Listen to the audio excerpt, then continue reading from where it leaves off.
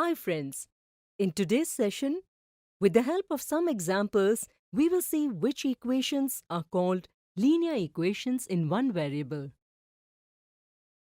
In the last session, we saw how to create an equation for the given information.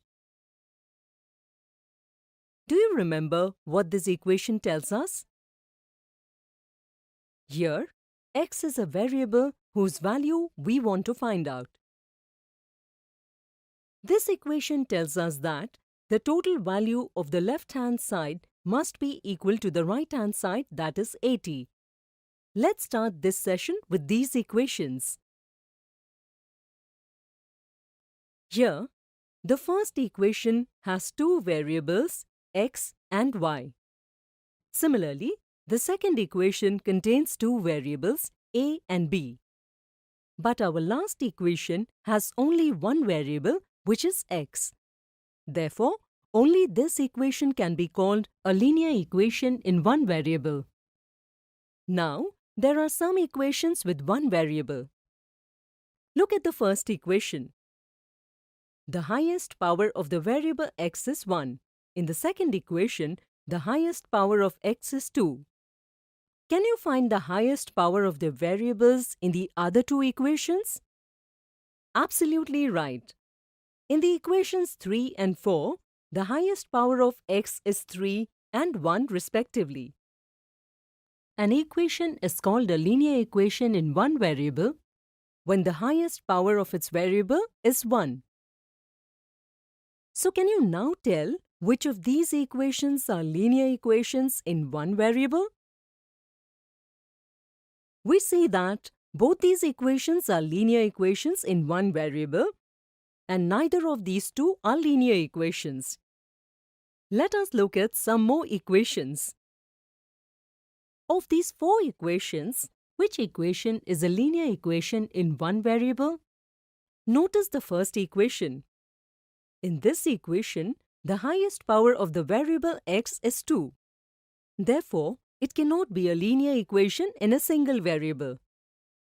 Now, in the second equation, we can see that the highest power of the variable x is 3. Therefore, this equation also cannot be a linear equation in one variable. Now, let's consider the third equation. Here, the highest power of the variable y is 1. Therefore, it is a linear equation in one variable. Let us go to the fourth equation. Here we can see that the highest power of variables a and b is 1. So this is a linear equation, but because we have two variables a and b, this equation is not a linear equation in one variable.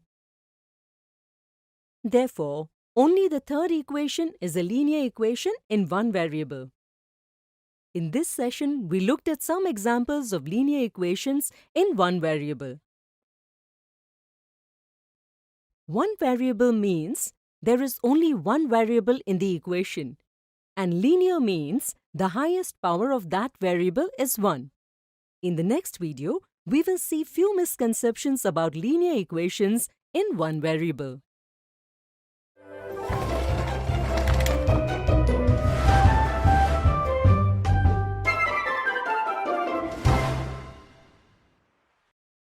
Linear equation in one variable. In this session, we will see some common misconceptions related to linear equations in one variable. Look at this equation. We have learned that this is called a linear equation in one variable. Why? Because, first of all, it has only one variable. And second, the highest power of the variable is 1. Now look at both these equations. Do you think that these two are linear equations in one variable? No. Only the first equation is a linear equation in one variable because its highest power is 1. But as you can see in the second equation, the variable appears twice, and both times its power is 1. Then why is the second equation not a linear equation? Let's find out. An important aspect of this equation is that x in the equation is multiplied by 5x. So, the term related to x in this equation will be a product of 5x and x.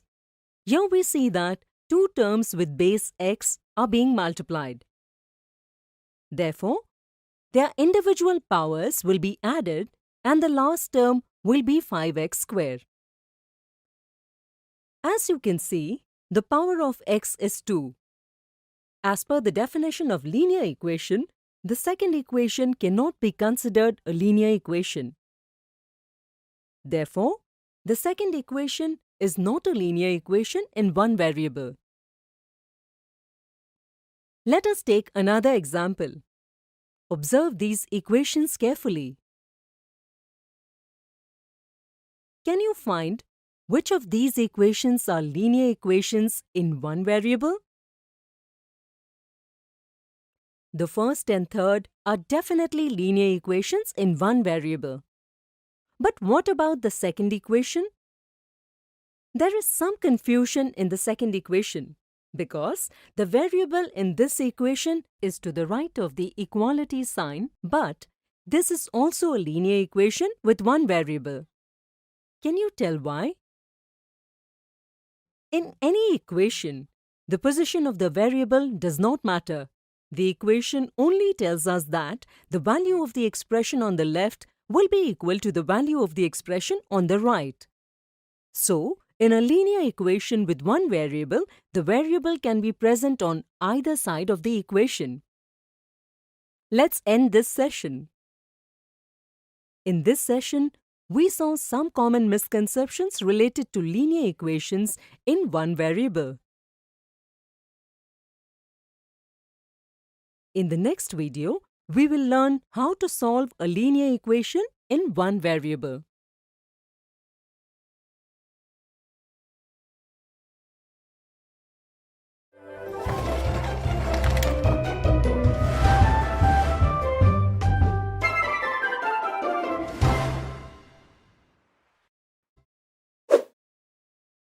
Do you remember what we learned in our last session?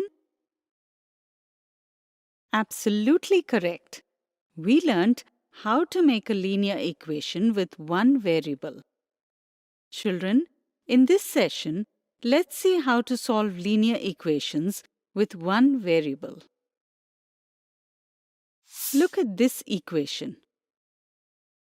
We saw this equation in our last session. Now, let us try to find the value of x in this equation. We can think of an equation as a weighing balance. If the weight on both sides of the scale are the same, then the two sides are in balance. An equation is like this. The value of the expression on the left-hand side is balanced exactly with the value of the expression on the right-hand side. Think of numbers as weights. So our task is to find the value of x such that the balance of the equation is not disturbed. Can you think of a way to find the value of x? The procedure is to write only x in place of all these digits on the left-hand side. And, doing so, we have to remove something from the right-hand side in order to maintain the balance. If we succeed, then the value of x will be the number on the right-hand side. This is where thinking of an equation as a weighing balance helps us. We know if we add some weight on one side, then to keep the two sides in balance, we have to add the same weight on the other side. Similarly, if we remove some weight from one side, we have to remove the same weight from the other side as well. Similarly, in our equation, we can perform 4 operations. They are addition, subtraction, multiplication, and division.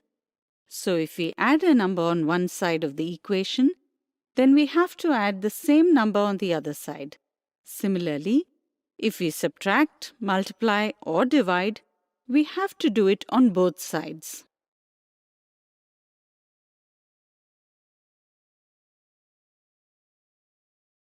Now let's solve this equation. First, we can see it's easy to remove 50 from here.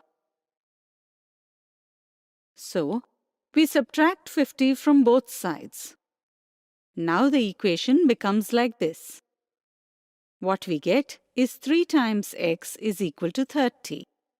So what should our next step be? Yes, we need to get rid of this 3. As 3 is being multiplied by x, we can get rid of 3 by dividing the term by 3. But then, we have to divide by 3 on the right-hand side also. Now 3 and 3 cancel each other on the left. And on the right-hand side, we can divide 30 by 3 to get 10. So ultimately, we get the value of x as 10. So in this session, we have learned how to solve the linear equation with one variable.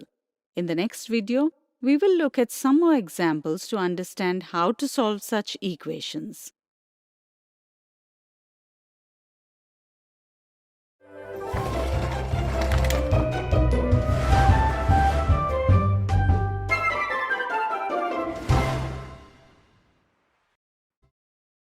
Friends, in our last session, we saw how to solve a linear equation with one variable. Now in this session, with the help of some examples, we will understand how to solve these linear equations more efficiently. Consider this situation. Raghu gets a rectangular-shaped parcel from the delivery man. He wants to measure the parcel to guess the contents of the parcel. He has a 5 centimeter long scale that he uses to measure the parcel. He finds that the width of the parcel is exactly 5 centimeters, but the length is somewhat longer than 5 centimeters. His ruler falls short while measuring the length of the parcel.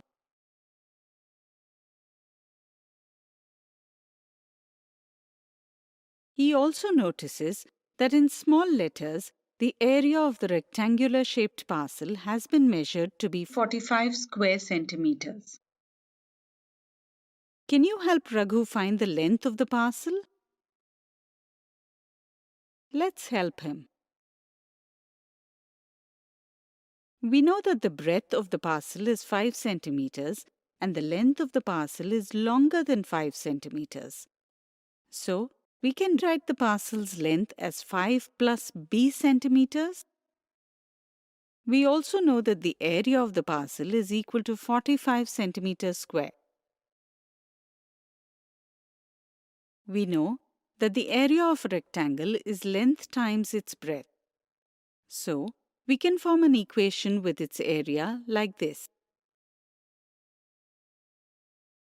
Here, we will have to solve this equation to get the value of the variable b. So let's go ahead with our equation. This is how we can expand our equation. Now, we will have to subtract 25 from both the sides so that we can eliminate 25 from the left-hand side of the equation. On doing so, we get this new equation. But look at these steps carefully. Let's say from our equation, instead of subtracting 25 from both sides, can we directly transpose 25 from the left to the right-hand side? Yes, we can do that. When we do that, we see that this equation is the same as the equation we got by subtracting 25 from both sides. But an important thing to notice is that when we transpose 25, we change its sign. That means from plus 25, it becomes minus 25 as we transfer it. Now, we will divide both sides of the equation by 5 to get the value of b. On doing so, we see that the value of b turns out to be 4. Now, we know the length of the parcel is equal to 5 plus b. So that means The length of the parcel is 5 plus 4, which is 9 centimeters. Now let's solve one more simple problem.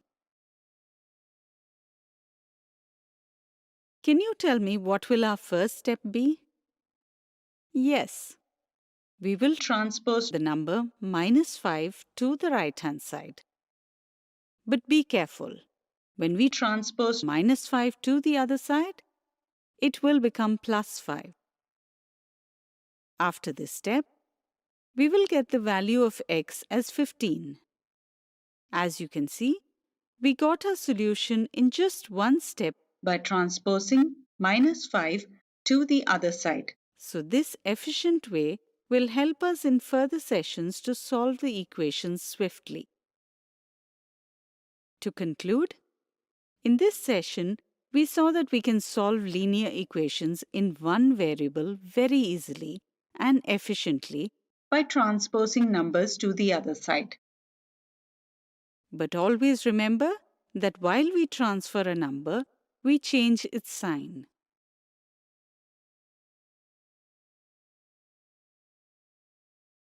If a number is a positive number on one side, after transferring, it becomes negative. And if a number is negative on one side, it becomes positive on moving to the other side. This means addition becomes subtraction and subtraction becomes addition.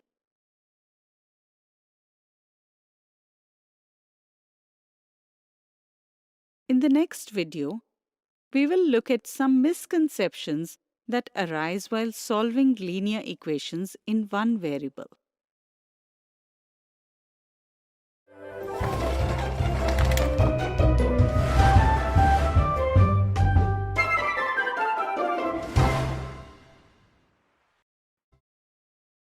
In our previous session, we saw how to solve linear equations with one variable.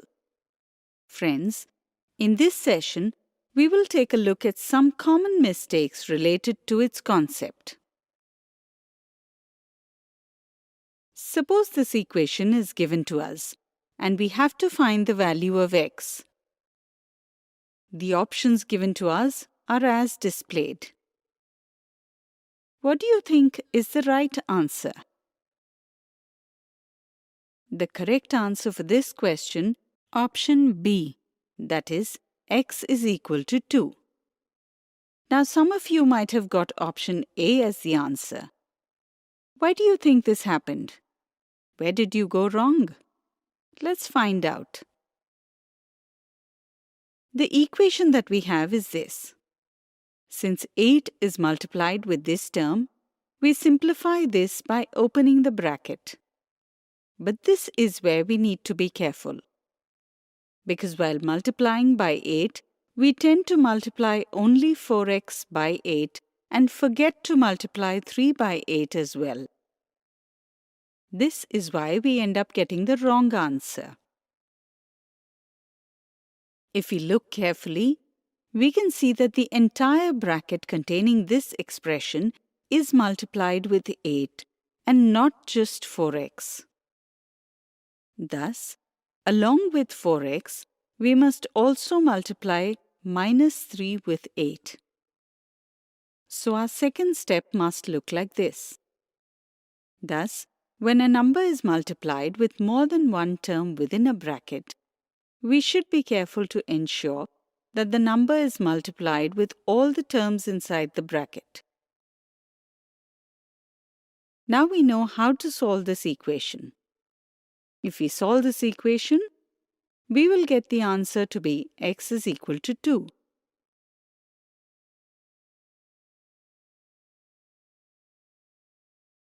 In today's session, we saw a common mistake related to solving linear equations with one variable.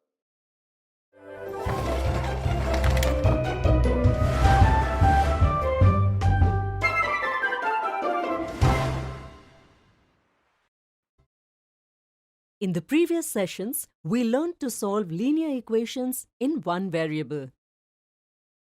Note that in all these equations, the variable is only on one side. So friends, in this session, we will solve linear equations in one variable where the variable is present on both sides of the equation. Let's understand this with the help of an example. Rani has been given two square chart papers. The length of the bigger paper is 5 inches more than that of the smaller paper. She has to find the length of the smaller paper. The clue has been given to her. The clue is that the perimeter of the bigger paper is 4 by 3 times the perimeter of the smaller paper. Let's find out the answer. We have been told that the length of the bigger paper is 5 inches more than that of the smaller paper. So, if we use L as the variable of length of smaller paper, then the length of bigger paper will be equal to L plus 5. Let's use the clue given to Rani. The perimeters of the bigger paper is 4 by 3 times the perimeter of the smaller paper. We can write it this way. Did you notice it? Here, the variable exists on both the sides of the equation. Till now, we have always solved problems where the variable has been only on one side of the equation. But don't worry. Let us now resolve it together. Now, if we expand these brackets here, we get this equation. Now, to get rid of 3, we shall multiply both sides with 3. Since we want the variable L to be only on one side of the equation, we must shift this expression to the right-hand side. When we do that, we will have to subtract 12L from 16L. Can we subtract 12L from 16L? Yes, we can do that. The common variable in both expressions is L. We have read in the previous grades that such terms are called like terms. And we can either add or subtract them. So when we move 12L to the right side of the equation, we can subtract it from 16L because they are like terms. Now we get an equation of a known form. Finally, we got the variables on one side and constants on the other. To find the value of L, let's divide both sides by 4. Finally, we get the value of L as 15. So, the length of the smaller paper is 15 inches. We shall end this session here. We learned that linear equations with one variable can be solved even when the variable exists on both sides. In the next lesson, we shall see other examples of linear equations.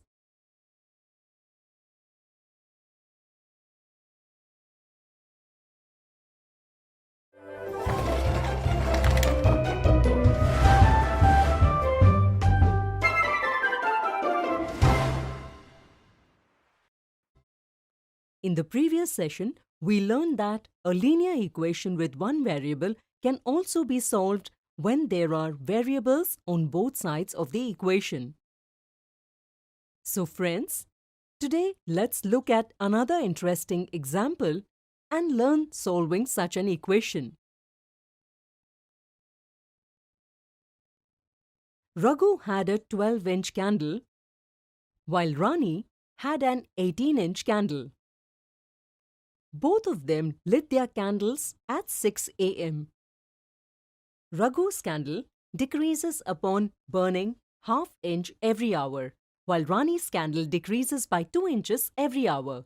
We have to find how much time will it take for both the candles to come to the same height. Come on, let's start solving this problem. We have been told that Raghu's candle is 12 inches long. The candle is burning at a speed of ½ inch per hour, which means that in 1 hour it will burn ½ inch. In 2 hours it will burn 1 inch, and in 3 hours it will burn 1½ inch. Therefore, we can say that in each hour the candle will burn 1/2 times. Initially, Raghu's candle was 12 inches in length. So, we can say that after each hour, the length of the candle will be 12 inch minus 1/2 times each inch. The same method will also apply to Rani's candle. We know that Rani's candle was 18 inches in length. It is burning at a speed of 2 inches per hour. So we can say that in 8 hours, Rani's candle will burn 2 times each inch. Since the initial length of Rani's candle is 18 inches, therefore, the length of Rani's candle after 8 hours will be 18 inch minus 2 each inch. Now we have an expression for the length of the candles for both Raghu and Rani after h hours. Further, we must find the value of h for which both candles will have the same length. Thus, the values of the two expressions will be the same. So this is our linear equation in h variable. But again, there are variables on both sides of the equation. Let us now put the terms with the variable h to the left of the equation and move all the constants to the right side of the equation. So, when we replace the negative 2h and put it to the left, it will become positive 2h. Next, we must move 12 to the right side of the equation. So, the positive 12 that has been moved to the right will become the negative 12. Now, after subtracting these two terms, we will get this equation. Since 3/2 is multiplied by h, we must remove 2 from the denominator and multiply both sides of the equation by 2. Now we shall divide both sides of the equation by 3 to remove the 3 with variable h. The value of h is found as 4, which explains that after 4 hours, both the candles will be of equal height. Since the candles were lit at 6 a.m., they would be of equal length at 10 a.m. With the help of an interesting example, we learned linear equation in one variable where the variable is present on both sides of the equation. In the next session, we shall look at some misconceptions related to this concept.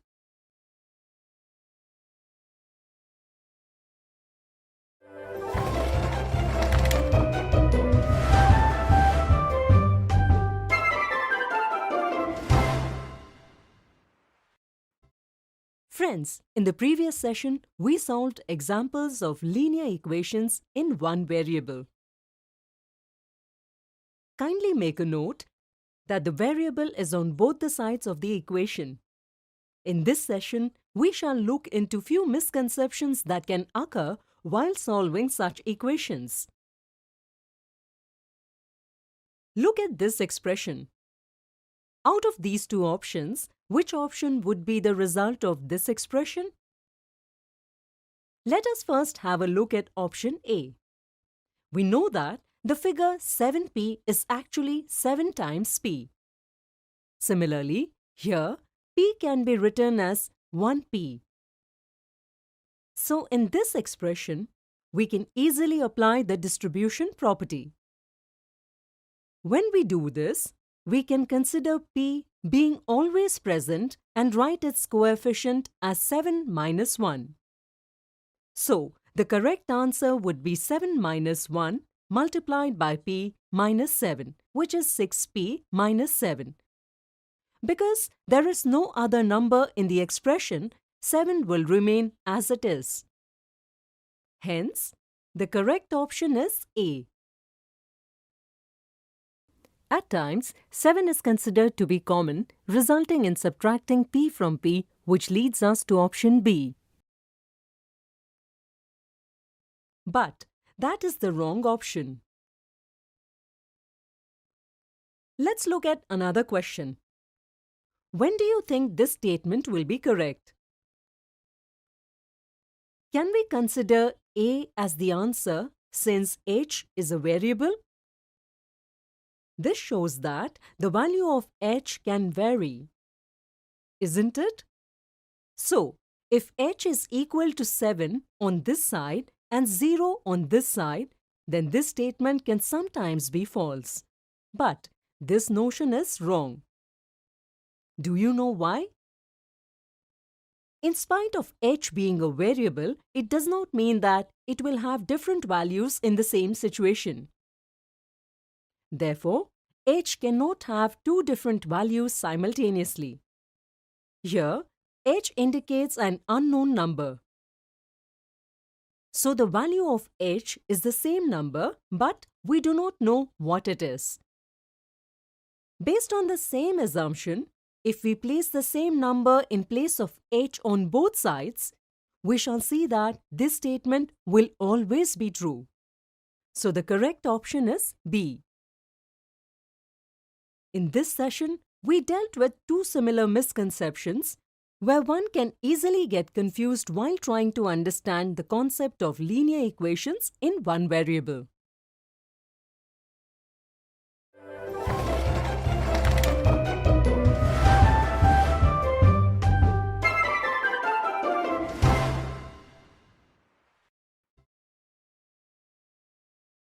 We have learned to solve these kinds of simple linear equations in one variable. Friends, now in this session, we will learn how to solve some complex linear equation in one variable. Come on, let's start. Seema has been given this equation, and she is asked whether the equation is a linear equation in one variable or not. Now, as you can see that, in the entire equation, only one variable x is present.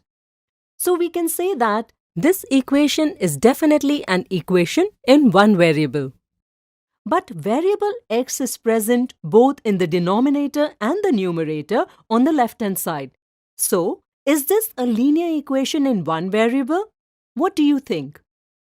Let us help Seema find this out.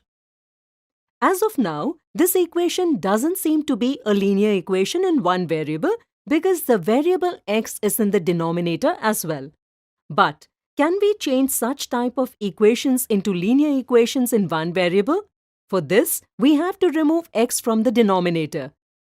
How do we do this? We will have to multiply the left and right hand side with 2x minus 4. Thus, these two terms will get cancelled. So now, our equation will look like this. Now, after multiplying both the sides by 5, we will get the equation. So note, we have already seen many such types of equations in the previous sessions. This is a linear equation in one variable. Now look at these steps very carefully. Do you think we could have arrived at the equation in just one step? Let us see if this can be done. Let us move the expressions which are present in the denominators of both sides to the opposite side. When we do that, they are multiplied with the expressions already present in the numerators. So, 5 is moved from the denominator of the right-hand side to the numerator of the left-hand side, and 2x minus 4 is moved from the denominator of the left-hand side to the numerator on the right-hand side. We can see that we have got the same equation in just one step. We have seen here that the expressions of denominators are multiplied when they are moved to the other side. This method is called cross multiplication. Now we can see that this is a linear equation with one variable. When we remove the brackets on both sides of the equation, we get this equation. In the previous sessions, we have seen that how to solve these kinds of equations. We move the terms with variables to one side and move the terms with constants to the other side. And then we get this equation. Now we have to divide both sides by 3. And this way, we find the value of x is equal to 46 by 3. So, in this session, we saw how cross multiplication helps to solve complex linear equations in one variable. In the next session, we will see some more interesting examples to understand this concept better.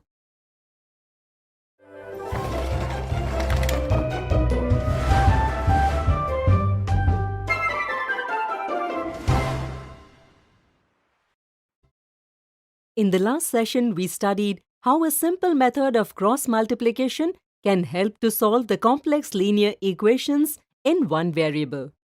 Friends, in this session, let us understand this method better with the help of an interesting example. Raj had 6 chocolates and Seema had 16 chocolates. As Seema had more chocolates, she gave some chocolates to Raj. Now, the ratio of the chocolates that Raj and Seema possess is 5:6. So, can you tell me how many chocolates did Seema give to Raj? Let us see how we can approach this problem. What we know is that in the beginning, Raj had 6 chocolates and Seema had 16 chocolates. But out of that, Seema gave some chocolates away to Raj. We don't know how many chocolates Seema gave to Raj. We have learned that when we have something which is unknown, then we represent it with the help of a variable. So let us represent the number of chocolates which Seema gave to Raj by a variable x. Now, because Seema gave x chocolates to Raj, so the number of chocolates left with Seema is 16 minus x, and the chocolates that Raj now has is 6 plus x. In this way, we get two expressions for the number of chocolates. That is, Seema's chocolates and Raj's chocolates. Let us move on to the next information we have. It is given that after Seema gave some chocolates to Raj, the ratio of number of chocolates of Raj and Seema is 5:6. Therefore, we can write this ratio in this way by using these expressions. So finally, we have got an equation. But don't you find this equation a bit complex? Let us make this equation easier. In the last session, we studied that such equations can be solved by the cross multiplication method.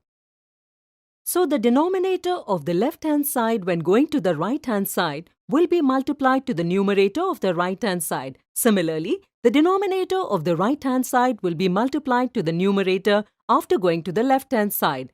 Our equation will now look like this. Let us now remove the brackets. And be very careful at the time of removing the brackets. Ensure that all the terms inside the bracket are multiplied with the number outside the bracket. After removing the brackets, the equation will look like this.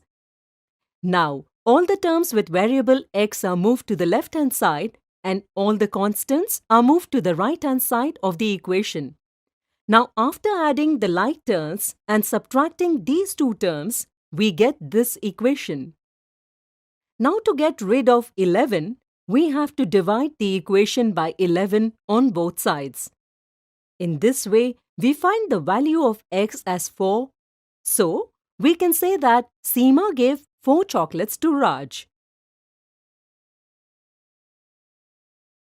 In this session, we saw an interesting example of a complex linear equation in one variable. We can solve such equations very easily using the cross multiplication method. In the next session, we will look at some common mistakes related to difficult linear equations in one variable.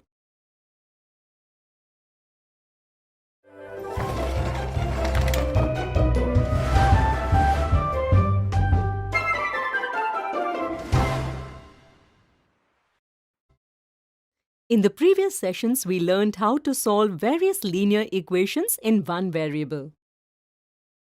Friends, in this session, we will see some common mistakes related to this concept which can easily lead to confusions. Look at this equation. Can you tell me if it is a linear equation in one variable?